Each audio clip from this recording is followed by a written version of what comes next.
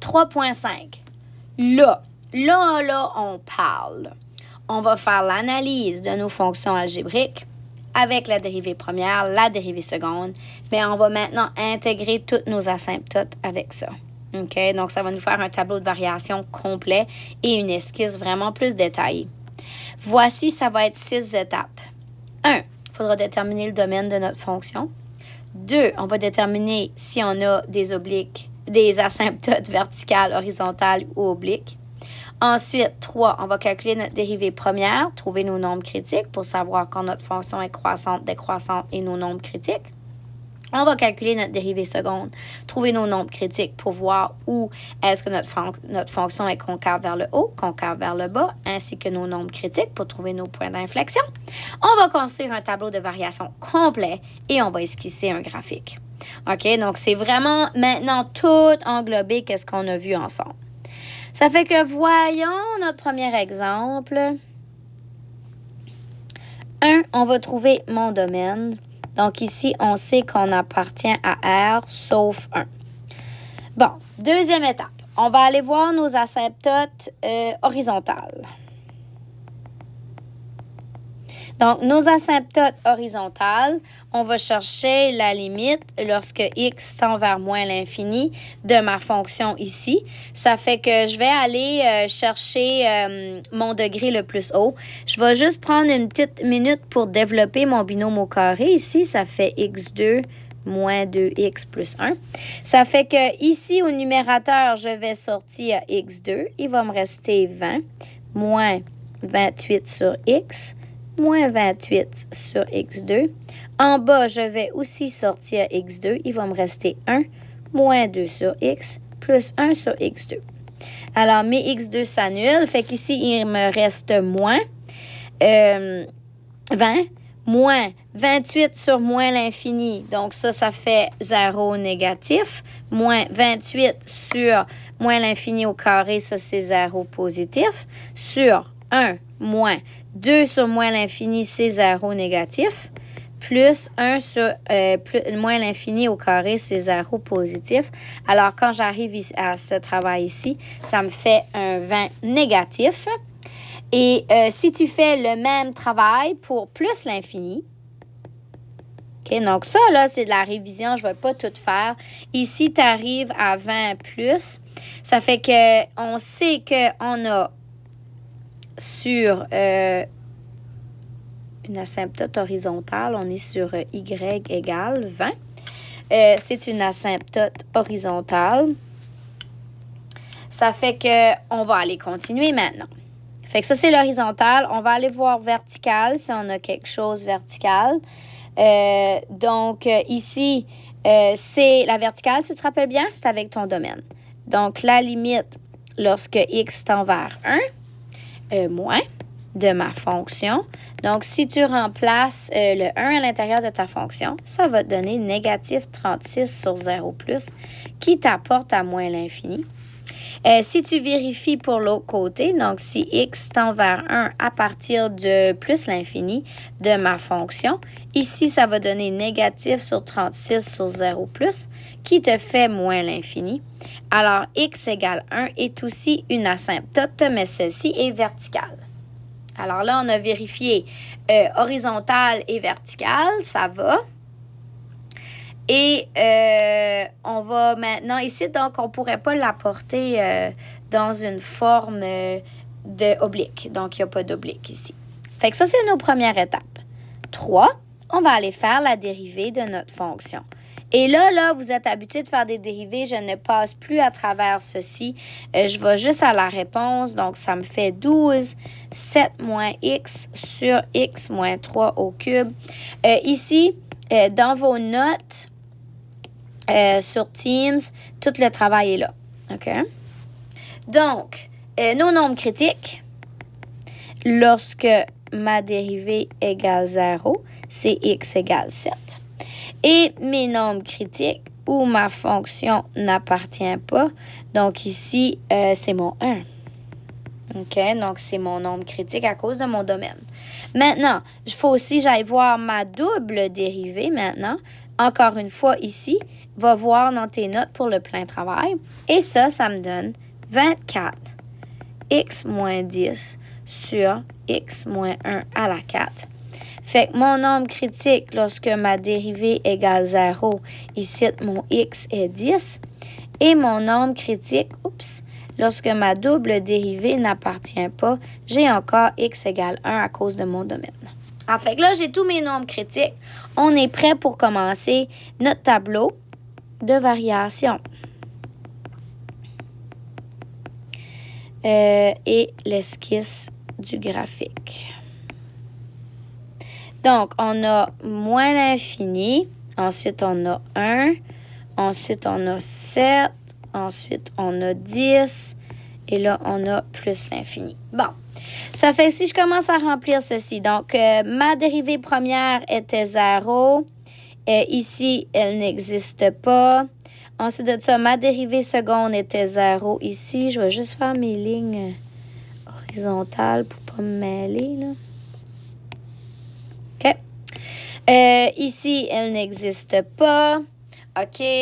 Ça fait que... Puis ici, ma fonction n'existe pas. On a vu que nous avions une asymptote ici verticale à x égale 1. Donc, ça fait du sens. Donc, on va avoir une asymptote ici. Fait qu'on va la mettre. Et on sait qu'on a une asymptote verticale, horizontale ici dans nos extrémités. OK? Bon. Fait que là, maintenant, je vais remplir mes signes, bien évidemment, pour aller voir qu'est-ce qui se passe avec ceci. Ça fait que si je prends toutes mes valeurs et je les remplace dedans, donc ma dérivée première ici va être négative, ma dérivée seconde est négative, et lorsque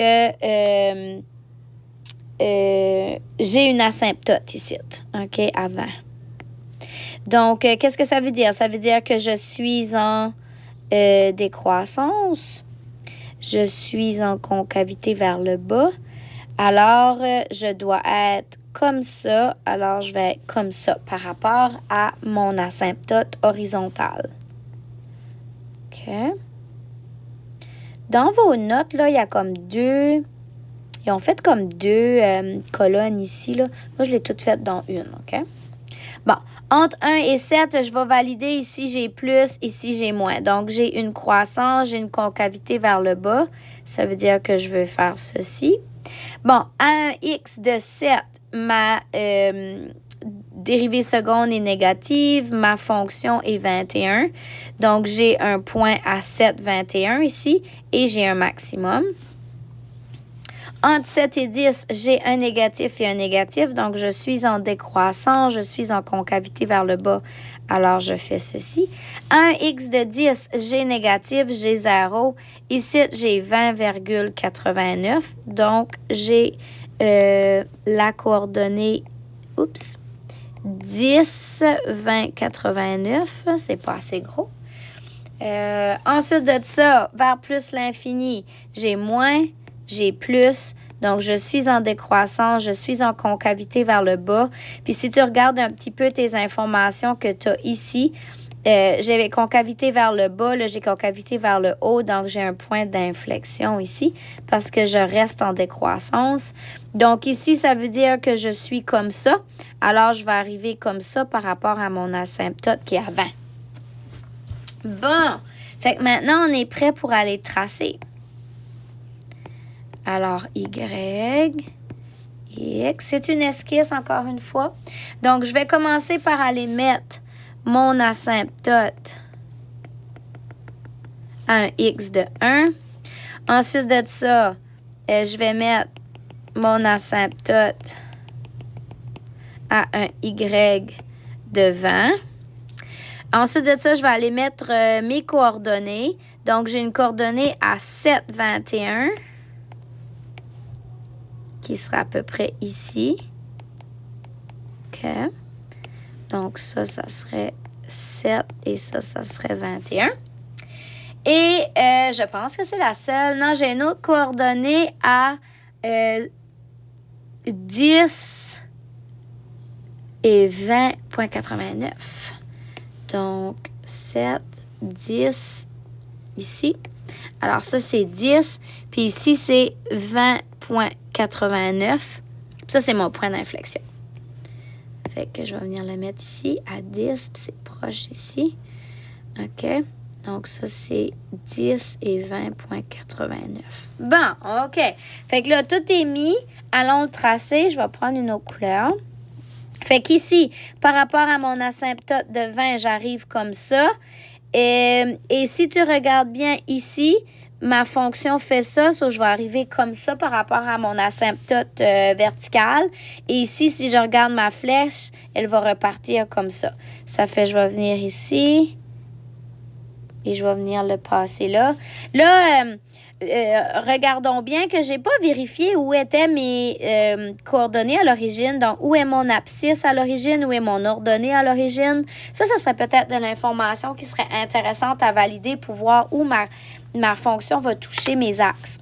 Ensuite de ça, l'autre bord de mon asymptote, ça remonte. Et là, ça va toucher mon max à 7,21. Alors, ça remonte, ça va toucher mon max. On est en concavité vers le bas et ici, on a une inflexion. Donc là, on est en concavité vers le haut et on fait une asymptote qui continue comme ça. Alors, voilà comment on fait ce travail ici. OK? Donc, c'est quand même du long travail, là. Allons voir le prochain exemple. Donc, voici notre fonction, moins 2x, moins 7x, moins 8 sur x plus 2. On va faire l'analyse. 1, on va faire notre domaine. Donc, c'est R moins ma restriction ici, négative 2. 2, on va aller voir mes asymptotes verticales. Donc, la limite lorsque x tend vers négative 2 à partir de moins l'infini. Et ça va me faire négative 2 sur 0 moins. Oh, pardon. Et ça me fait plus l'infini. Ensuite de ça, si je fais ma limite lorsque x tend vers moins 2 à partir de plus l'infini de ma fonction, ça va me donner négative 2 sur 0 plus qui me fait moins l'infini. Alors, x égale 2 est une asymptote verticale. OK? Ensuite, je vais éternuer.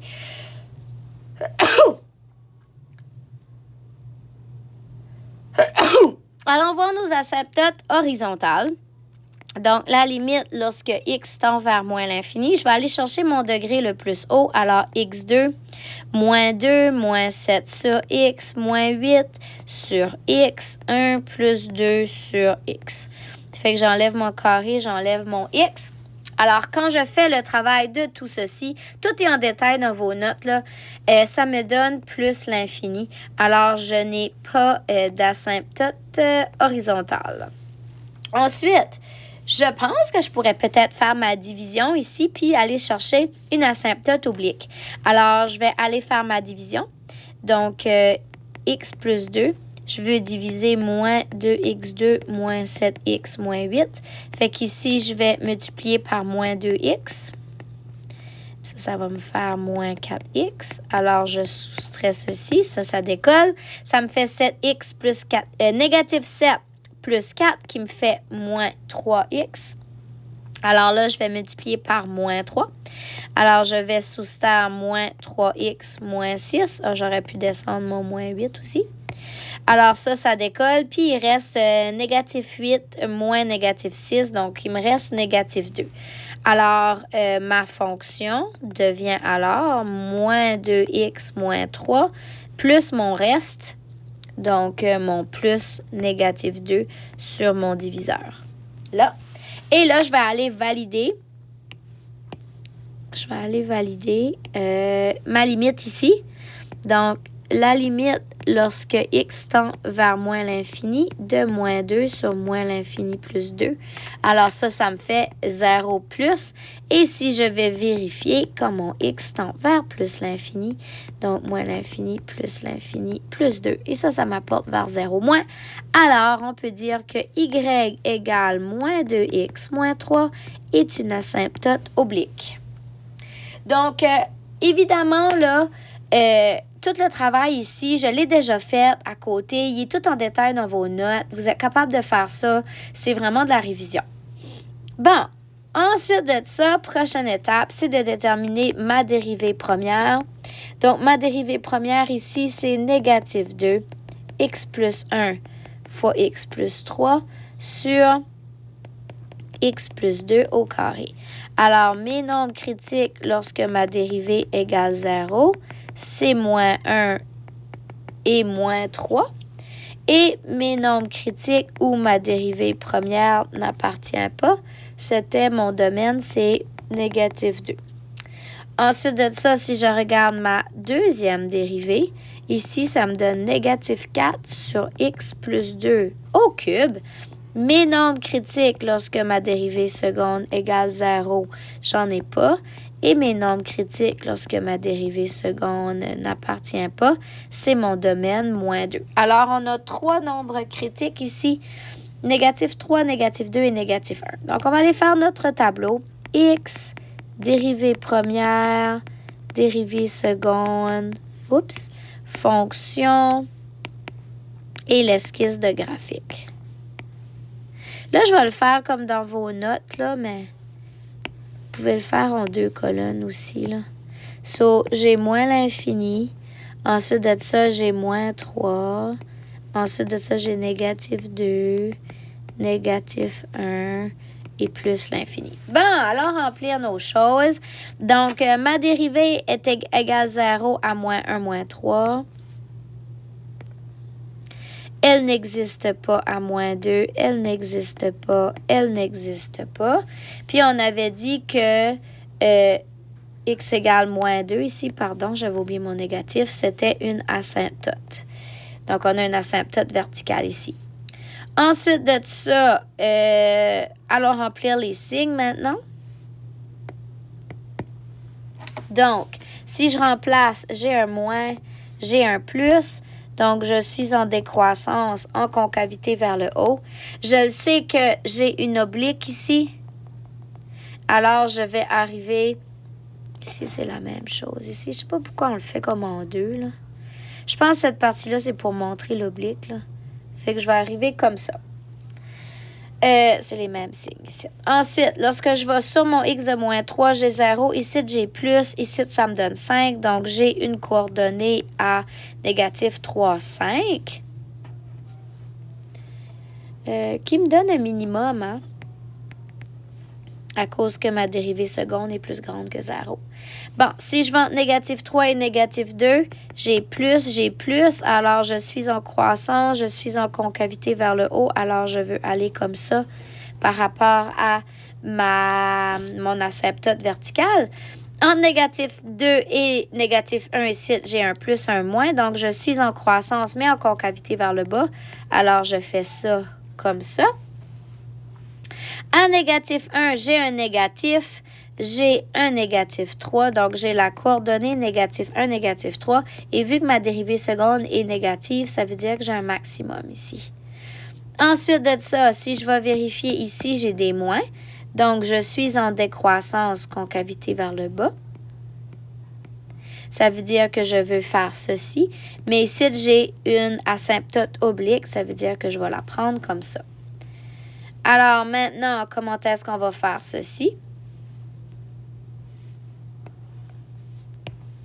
Ça va être petit. Je ne me suis pas laissé assez d'espace. Donc, j'ai une asymptote verticale ici à moins 2. J'ai un point à négatif 3, 5. J'ai un autre point à négatif 1, moins 3. Donc, j'ai un point ici. J'ai un point ici. Donc, lui, c'est un minimum ici. Ça, c'est un maximum. Et là, je vais faire mon oblique qui était sur négatif 2, moins 3. Donc, quelque chose comme ceci, là. Là, à peu près, là. Bon, OK. Fait que maintenant, allons la tracer. On va aller chercher du vert. Fait que là, par rapport à mon asymptote, j'arrive comme ça. Je sais que j'ai un minimum ici. Je dois remonter maintenant et aller chercher mon asymptote comme ça. Ça, je vais aller la chercher comme ça. OK. Ensuite, si je fais ma partie du bas, j'arrive comme ça.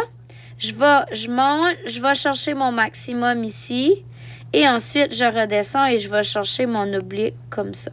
Alors, ça donne ceci comme esquisse.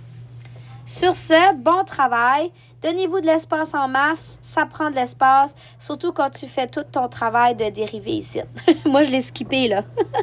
Bon travail, tout le monde.